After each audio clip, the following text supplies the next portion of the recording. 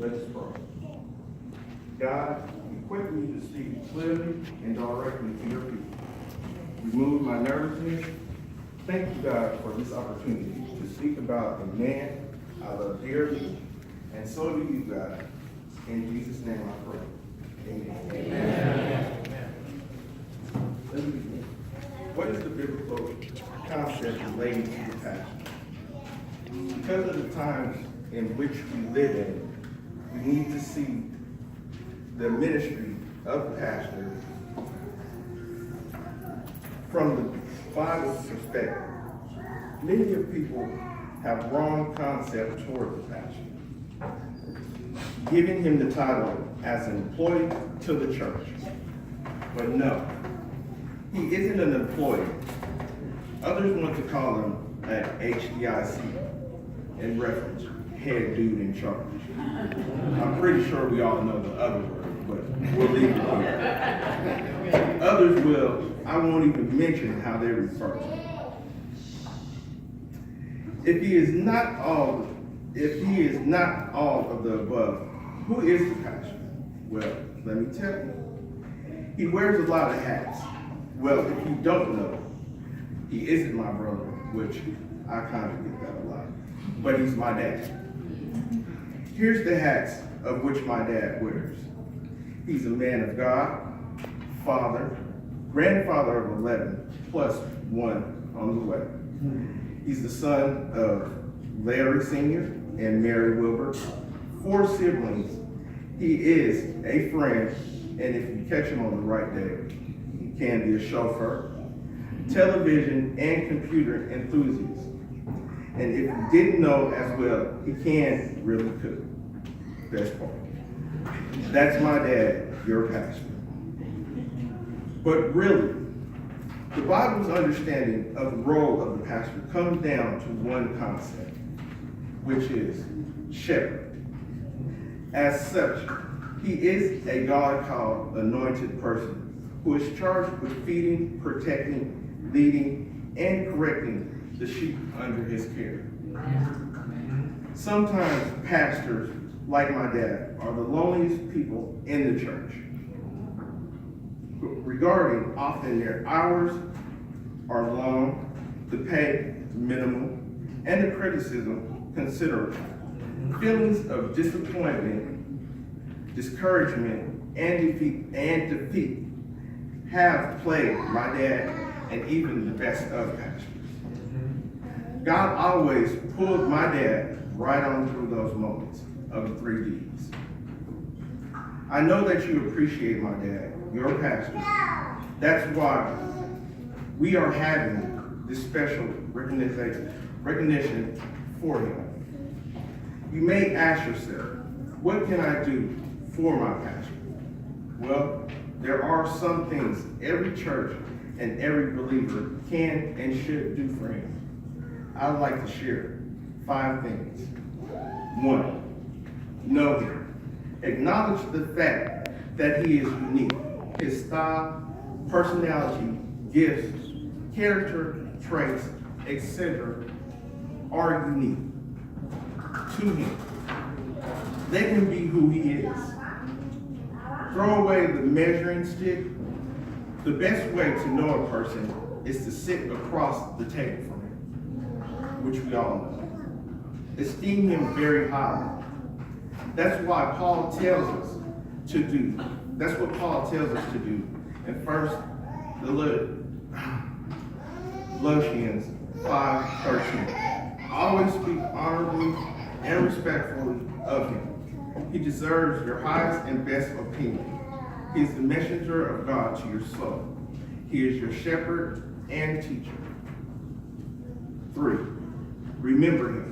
Remember him at the throne of grace. It has been said that after a pastor has been at a church for some time, the church takes on a bit of his style and personality. That may be true, but I believe that a church can, through his praying, make a lasting imprint on his soul. Pray for him, that he will be anointed in his preaching, that he will be humble, patient, full of faith, joy, and peace. Pray that God will constantly renew his passion for Christ, his church, and the unsaved. Amen. 4, follow him. Follow his devotion, doctrine, dependability, as he shows you the way of faith by word and example. A leader is not a leader if no one is following him. 5, use your skills to bless him. He cannot do the work all by himself. He needs your help.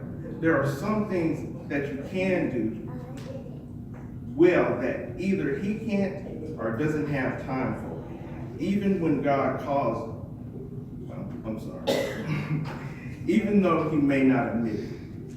Thank everyone for supporting and helping. When God calls us to the front line of the battlefield, God does not want 25%, 50%, or 75%. Not even those who give 95%. God wants those who give 100% and above. Amen. This is one of many reasons I love your pastor, my dad. He doesn't want to do anything less than 100%. And let me tell you, I know that person.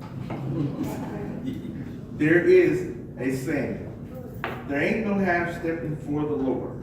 Amen. My dad loves God, and he loves the people of God who he serves. I see a passion in him like I have never seen it. Well, maybe, sometimes. Never can tell it. But he loves everyone attending and serving at New Hope. This for I know personally, because we always talk. Honestly, I do love you too.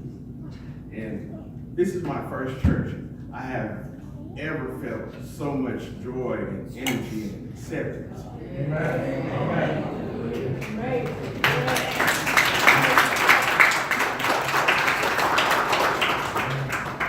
The special woman, Dr. Grayson, has become a mother figure for me. Her encouragement has me excited. And you too, Mrs. Johnson.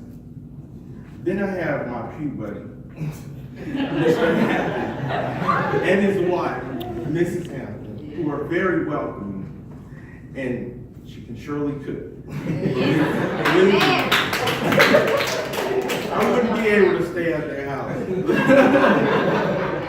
Miss McCroy, you're a strong woman, and thank you for asking me to speak, because I didn't feel like I could do it. But I thought, if you didn't see it in me, or God hadn't put it on your heart to ask me, I wouldn't be doing this. Amen. I don't want to leave anyone out. I appreciate each and every one of you, especially my new friends comprising of the youth department. Amen. Amen.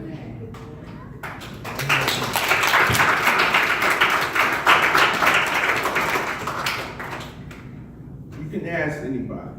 I never really attended any of my dad's other churches as pastor. Believe me, this is the first I've ever been. Really wanted to fully invest myself in and, not talk myself out of it. But when I came into the doors of New Hope, there's a spirit in this place that is contagious, very contagious. It causes me to not want to miss out, not miss anything happening at New Hope. Man. Or have Dr. Grayson text me, call me, pull me to the side, say, you better not miss another Sunday. Yeah. Are we driving down to Little Rock coming to pay you a visit, even if I have to drag you? I do get down sometimes. And my dad always tells me of your encouraging words for me. And I do appreciate the prayers that you guys sent to me, which is probably why it pulled me to this church. When I was in the hospital, I was going through a hard time, and you guys' prayers just called me here. Amen. Amen. Amen.